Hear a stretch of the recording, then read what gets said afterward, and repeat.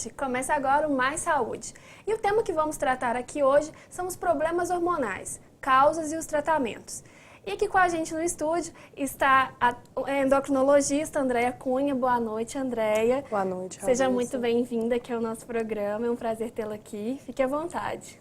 Obrigada, boa noite, telespectadores. E lembrando em você de casa que o nosso programa hoje, infelizmente, está sendo gravado, então a gente não vai ter como contar com as perguntas, claro, sugestões e opiniões de vocês. Mas semana que vem a gente volta normalmente ao vivo. Ok, galera? Então não vai esquecer, semana que vem normalmente. Andréia, eu sempre começo meu programa tentando tirar as dúvidas básicas das pessoas e explicando mesmo o que é cada especialidade para que as pessoas de casa possam entender, né, dentro da conjunção que é a medicina, a importância de cada especialidade, de cada profissional. Então, dentro do nosso programa de hoje, eu gostaria que você explicasse para a gente o que é endocrinologia. A endocrinologia, esse nome comprido, difícil de falar, né? É uma especialidade médica que estuda, né, que cuida das doenças hormonais glandulares, né? Então, as glândulas são órgãos do corpo que produzem os hormônios, as glândulas endócrinas, porque existem outras glândulas que são chamadas exócrinas, que já normalmente a gente já não trata, é mais as glândulas endócrinas que produzem os hormônios. Os hormônios são substâncias que são produzidas por essas glândulas, são lançadas na corrente sanguínea e vão agir em diversos órgãos, geralmente à distância, e controlam várias funções do organismo: reprodução, desenvolvimento, metabolismo, o gasto energético, alimentação, controle de alimentação. Então, muito importante. É uma especificidade da medicina que abrange uma área muito grande, uma rede muito grande de assuntos, de temas e também, claro, de doenças e tratamentos, né? Exatamente. O endocrinologista hoje, ele está muito associado ao tratamento dos problemas da tireoide, assim. Todo mundo, quando fala tireoide, já vem na mente o endocrinologista. Mas para esclarecer um pouco o público, eu acho que seria importante que a gente explicasse quais os outros problemas que o endócrino pode estar, assim, ajudando, colaborando também para a saúde humana das pessoas. Então, as glândulas, todas elas têm problemas hormonais, qualquer uma delas pode ter problemas de produzir muitos hormônios ou diminuir menos os seus próprios hormônios, sempre causando doenças, ou produzindo muito ou produzindo pouco. E também na maioria das glândulas também pode aparecer tumores. E as glândulas são diversas. Além da tireoide que fica no pescoço, a gente eu vou começar com as glândulas mestres, porque as glândulas, elas também têm uma interligação, uma acaba controlando a ação de alguma outra. Existem as glândulas mestras, que elas ficam no sistema nervoso central, no cérebro, que é o hipotálamo e depois a hipófise, e a hipófise comanda todas as outras glândulas. Então, a tireoide, o pâncreas, que é um órgão que fica atrás do estômago, as suprarrenais, que são glândulas que ficam em cima dos rins, os ovários na mulher, os testículos no homem. Existem, não como um órgão, mas o aparelho digestivo é considerado, inclusive, a maior glândula do organismo, que produz alguns hormônios importantíssimos para controle de peso, controle de metabolismo, e o próprio tecido gorduroso, que também é um órgão produtor de hormônios também. Nossa, envolve muitas coisas, hein? Dá trabalho de sobra para você aí da endocrinologia. E são doenças que estão em expansão no mundo, né? É uma especialidade relativamente nova, mas que as doenças estão em expansão, consideradas índices epidêmicos mesmo, né? Certo. Quais são as principais doenças hormonais hoje nos homens e nas mulheres? Então, vamos começar com diabetes. Vamos começar primeiro a obesidade, né?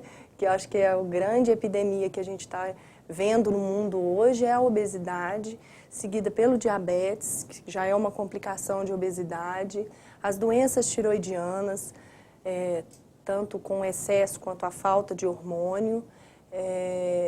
As principais seriam essas mesmas, né? Existem várias outras que aí no decorrer a gente vai comentando. Claro. O que é disfunção na tireoide, né? O que é o problema na tireoide, vamos colocar assim? Então, o problema na tireoide, então, como eu havia comentado anteriormente, pode ser na produção hormonal, e pode ser no aparecimento de nodulações, nódulos, né? Então vamos primeiro na produção hormonal. Na produção hormonal pode ter excesso de hormônio ou falta de hormônio. O mais comum é a falta de hormônio, o que a gente chama de hipotireoidismo. O excesso de hormônio a gente chama de hipertireoidismo. Os hormônios que são produzidos pela tireoide é o T3 e o T4. Eles são hormônios do metabolismo, fazem funcionar o corpo inteiro, tem relação com o corpo inteiro, da ponta do cabelo até o dedão do pé. Então, na falta do hormônio, que é o hipotireoidismo, tudo fica mais desacelerado, tudo fica mais lento.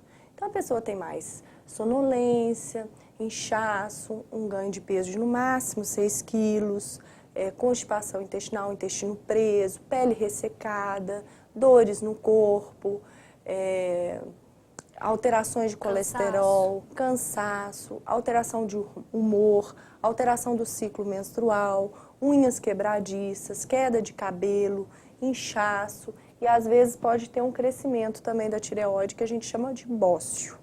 No hipertireoidismo, que já é o contrário, então o excesso de hormônio, aí fica tudo acelerado. Então a pessoa tem taquicardia, palpitação, tremedeira, insônia, irritabilidade, diarreia, às vezes aumenta a frequência de ir no banheiro, um emagrecimento não explicado, aumento de apetite, então o metabolismo fica todo acelerado, tá? É menos comum do que o hipotireoidismo. E no hipertireoidismo pode acontecer também o bócio, que é o crescimento, e o que a gente chama na causa mais comum do hipertireoidismo, que é a doença de Graves, o olho aumenta um pouco, que a gente chama de proptose ou exoftalmia.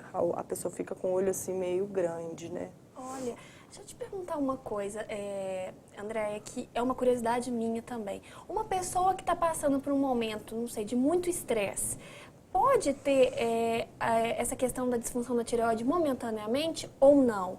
Se terá tireoide uma pessoa por, não sei, uma série de fatores, genética, já composição, né, do próprio organismo, ou não? Um momento assim, não sei, de depressão ou de grande estresse pode intervir? Então, aí a gente nunca sabe o que vem primeiro. Por quê? Por exemplo, no hipotireoidismo, que é mais comum, um dos sintomas também é a depressão, entendeu? Porque faz parte do quadro clínico.